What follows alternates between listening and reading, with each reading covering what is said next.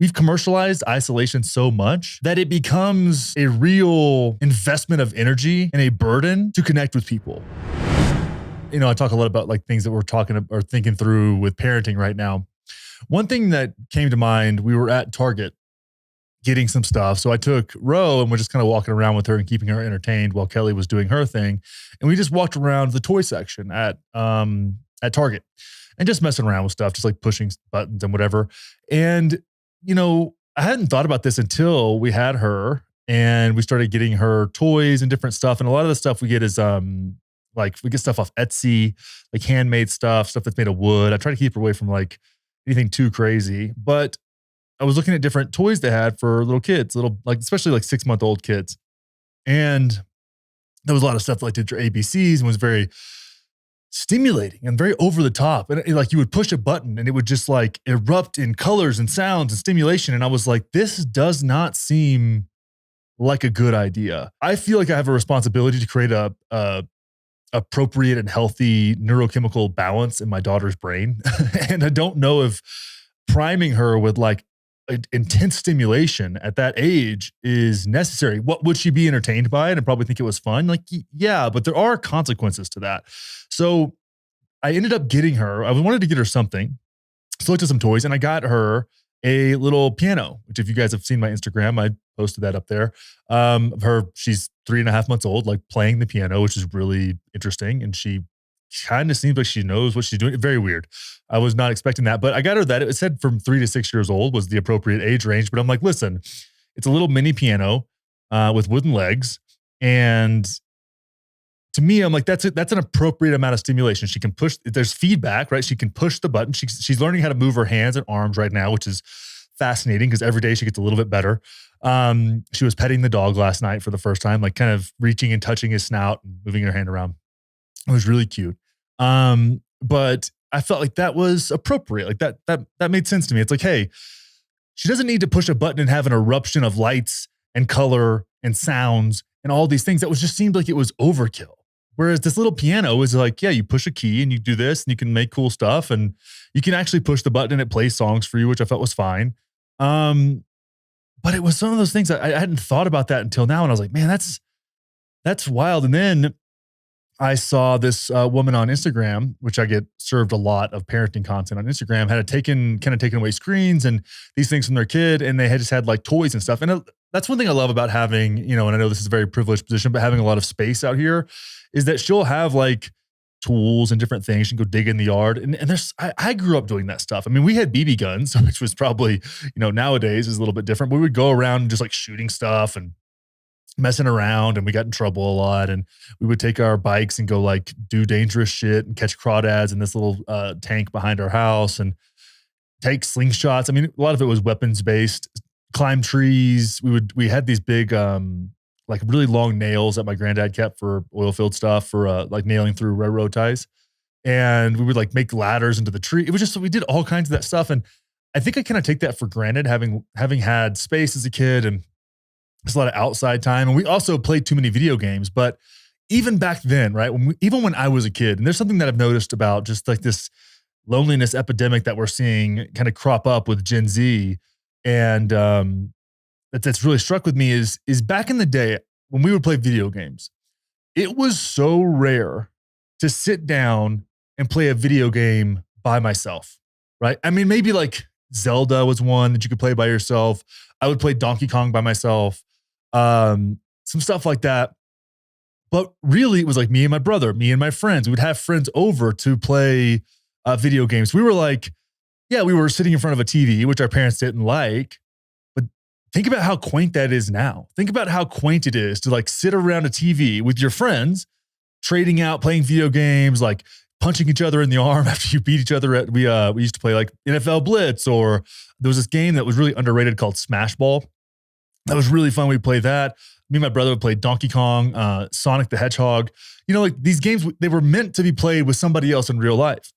And then whenever the new Xboxes came out, I wanted to play Halo again. I was like, it'd be fun if I could sometimes I'll just listen to podcasts and like play a video game.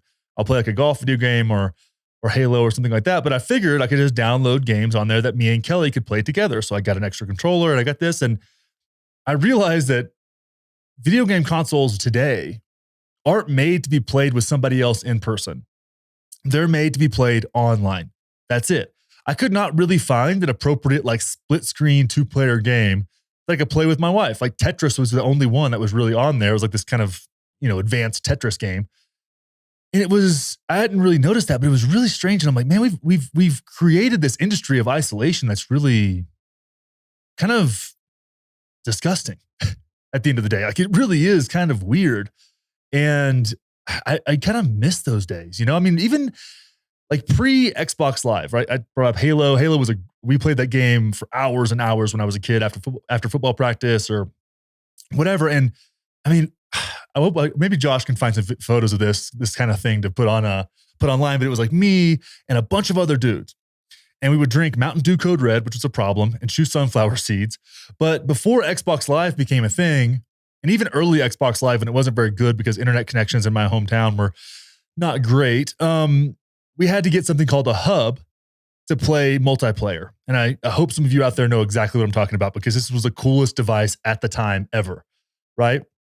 And one of our friends had a game room, and then another friend, actually his uncle had an oil field yard with a work building on it, with an office building that didn't really get used. So we had these two places where we could play video games, and we would like load up TVs in our trucks. Okay, this is how it would go. We'd all get together at school. We'd be like, hey, we're going to go to Jared's house or Blake's uncle's place, and we're going to take these TVs. We're going to take a ping pong table, right? Ping pong table was the perfect size. And then we would also have people bring couches. So there was like a whole infrastructure to playing Xbox and playing Halo together. And what this hub did was it let you connect 4 different Xboxes together. And so you could play with 16 people, right? And you could use your TV and you're playing against these other guys. We would play these different games, but it would literally be like 30 of us in a room. As we got older, it kind of became like a pregame. And it would go on. We sometimes would just miss parties because we were just playing Halo and drinking. But when we were younger, it was just like 16 dudes in a room. I'm sure it smelled like ass because it was like after football practice. We'd go over to somebody's house, put 4 TVs that we got from our houses and different things, 4 different couches, and we would set up. Even at my buddy Eric's house, we would do this, even though his dad didn't love it too much. And we would put these TVs together. And we would all be together playing games. And like I said, we used to be able to get 4 Mountain Dew Code Reds when they first came out for $1. So we'd drinking that shit, which was awful, but hey, we didn't know any better. So like if someone like headshot you, you could literally get up and like zing a empty Coke or a Mountain Dew Code Red bottle at them across the ping pong table and like hit them in the face. Like it was just, we were doing it together. And it was like, yeah, we were sitting in front of screens, but it's just, that's not the same game that we're playing now. And it's something I've become really aware of. And it's like something I really miss. I mean, we had some of the best times me and my brother had were playing Super Nintendo together, and you could do it whenever. And it was fun. And again, our parents were on our ass about being in front of the TV, but it just wasn't the same as it is now, where you're meant to put a headset on and be disconnected from other people while kind of being in a community. It's different now. And I feel like we really lost something. Like, bring back the days where you could play video games together in a room.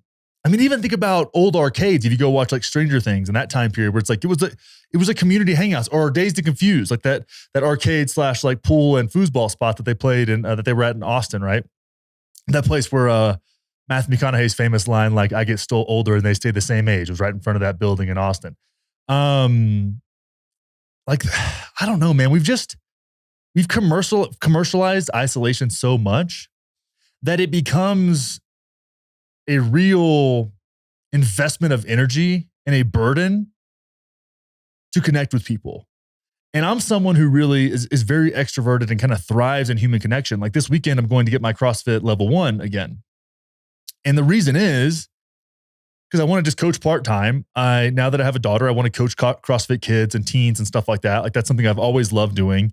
And did back at my days at CrossFit Central some, and I was really good at it, but I also just loved it. Like I was good at it because I really cared and had a good time with it. And I think building those foundational kind of fitness and movements and structure in children is really like that leads to can really lead to a better life. So there's a lot of emotional investment on my end and kind of helping kids build themselves up and build confidence and things like that.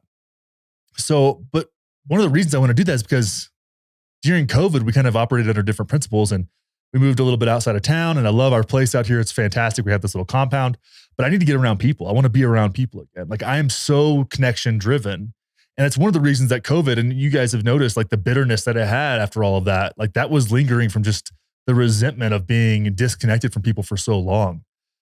And I see it more and more everywhere. And it's a very nuanced problem. It's a very real problem. We're seeing, I mean, the consequences of that are everywhere, whether it's just like general depression, suicide, stuff like that.